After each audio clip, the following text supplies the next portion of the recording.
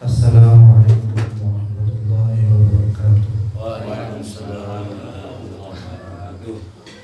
Innal hamdalillah nahmaduhu wa nasta'inuhu wa nastaghfiruh wa na'udzu billahi min shururi anfusina wa min sayyiati a'malina.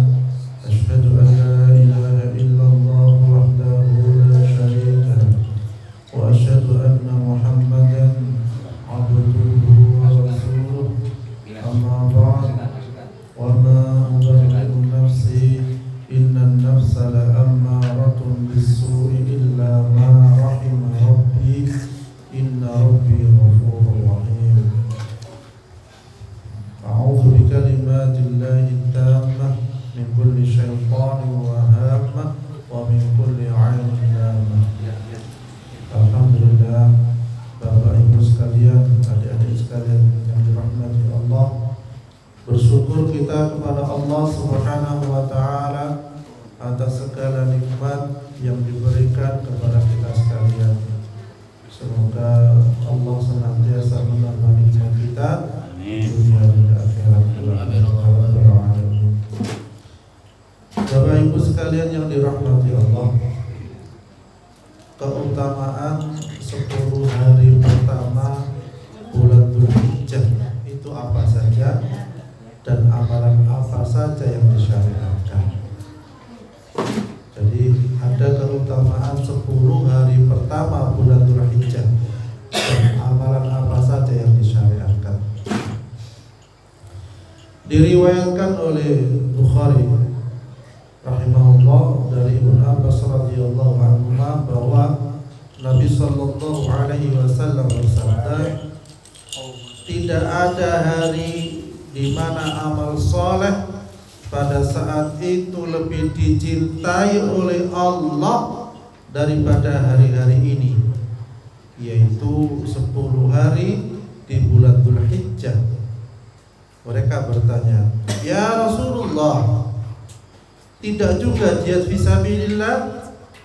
Beliau menjawab, tidak juga jihad fisabilillah, kecuali orang yang keluar berjihad dengan jiwa dan hartanya kemudian tidak kembali dengan sesuatu apapun.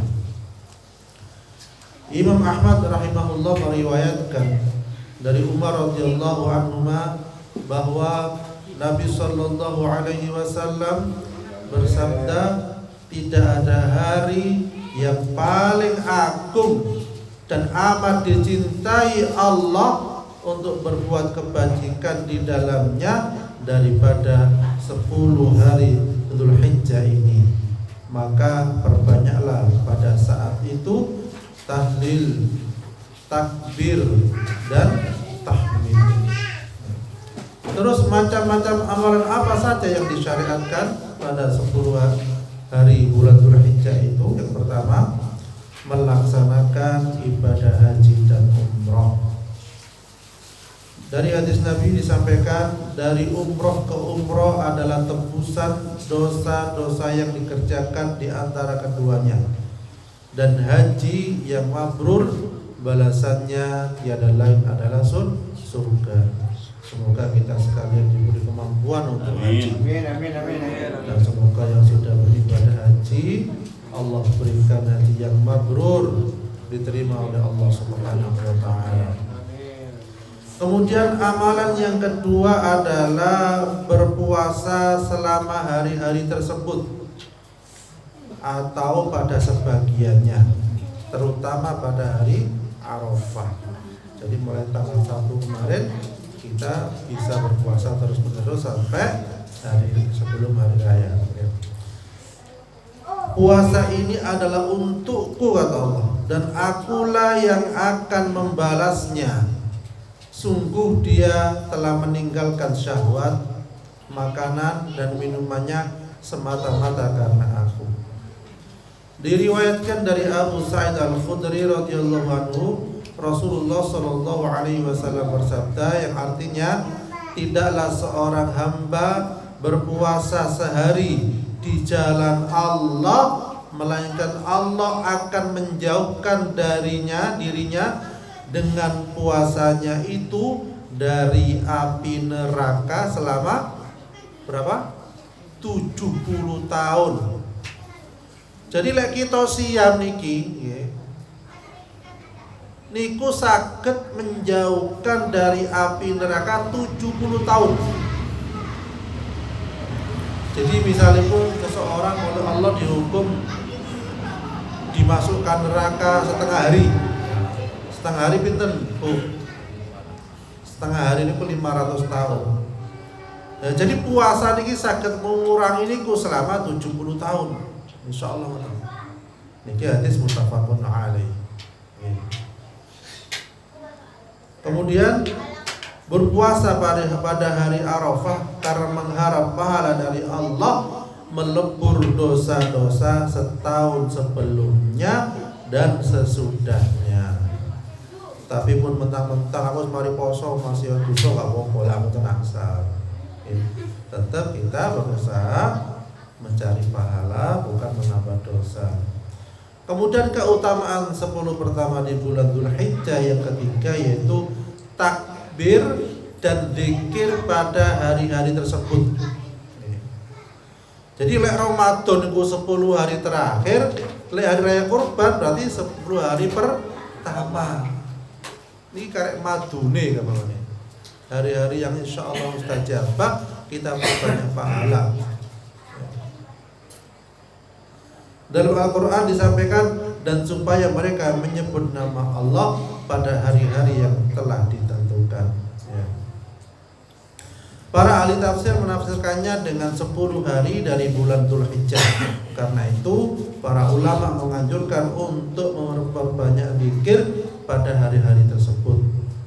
Berdasarkan riwayat hadis Ibnu Umar radhiyallahu anhu, maka perbanyaklah pada hari-hari itu tahlil, takbir dan tahmid. Jadi panjenengan misalnya berangkat dari rumah ke mushola, takbir mboten napa-napa.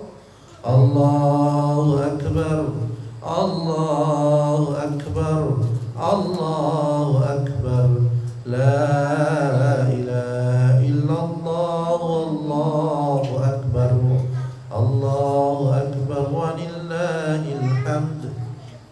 Jadi mboten napa-napa, tidak menunggu pada hari raya.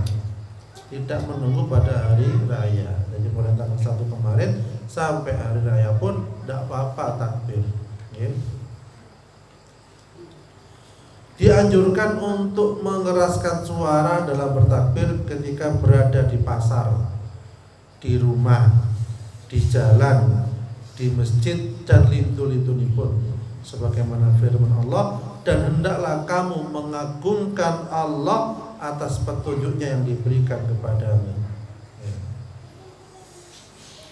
Jadi teng pasar ibu-ibu misalnya Allahu Akbar, Allahu Akbar, Allahu Akbar. Boten menapa tampaken. Di banterna boten menapa. Nggih. Wonten boten. Tidak miring. Karena boten biasa soal itu. Dilokno miring kayak duit iku. Kayak panganan, kayak sego, kayak duit nggih, wanta oleh wae. Dadi kok satu kulek blojo jenengan. Jadi takbir mau dari rumah sampai pasar. Gitu ya.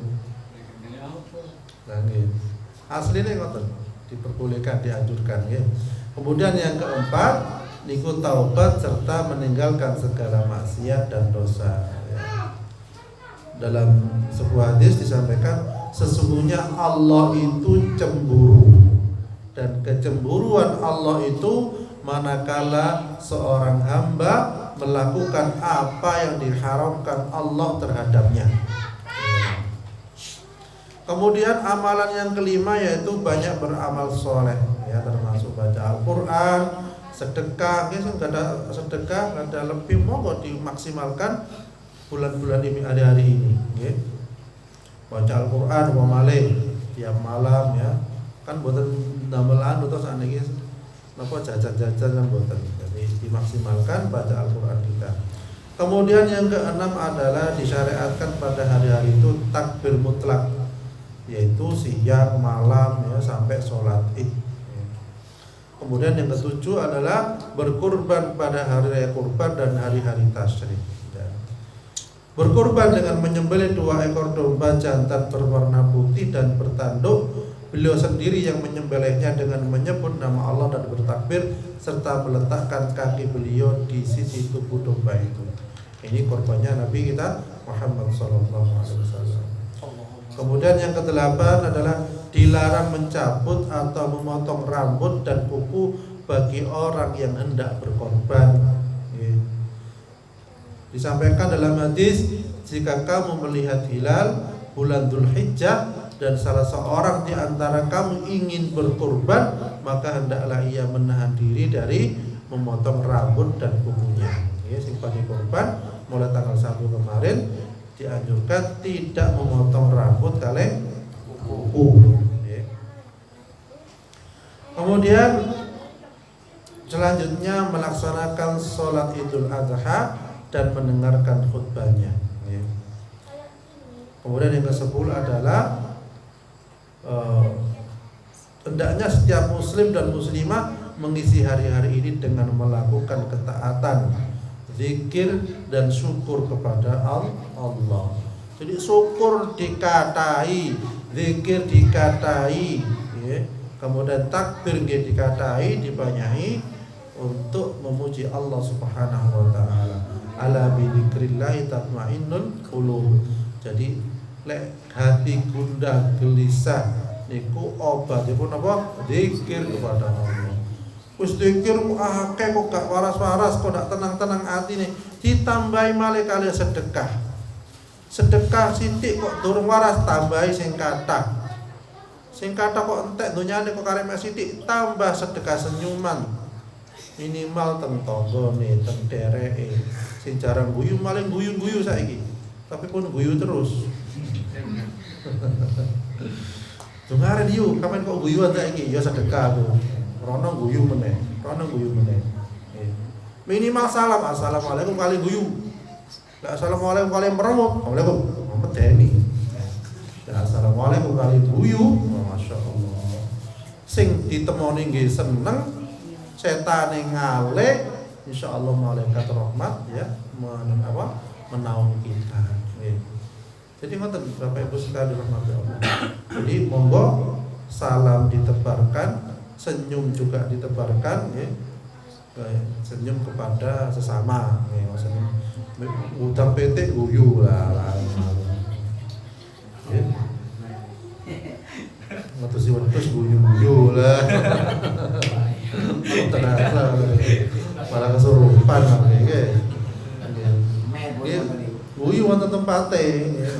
Tapi saniki lare-lare kata guyu-guyu dhewe ben delok HP. Ono pocong guyu aja kakak. Dan mboten asal teman-teman guyu. Rasulullah menyampaikan, andai kata engkau tahu apa yang kami tahu, yang aku tahu, kata Rasulullah, kamu akan sedikit tertawa dan banyak menangis. Karena apa? Rasulullah itu diparingi pirsa kalian Allah, dikasih tahu sama Allah tentang surga dan neraka. Diperlihatkan. Ini sampai digambarkan itu kan dalam hadis ya, andai kata orang yang dimasukkan di dalam neraka itu, orang yang dimasukkan dalam neraka itu